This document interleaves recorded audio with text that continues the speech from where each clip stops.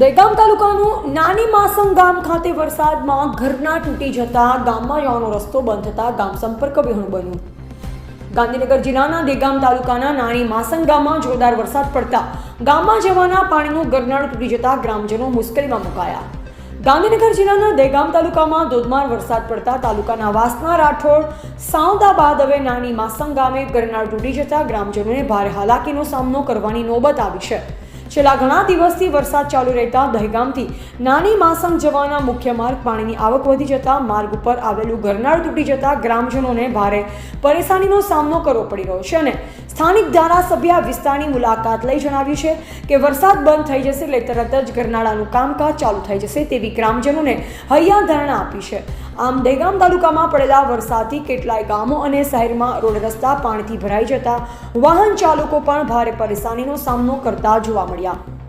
Reporter Agarsinh Chauhan, Harsoli, Dehgam, Gandhinagar. આજે નાની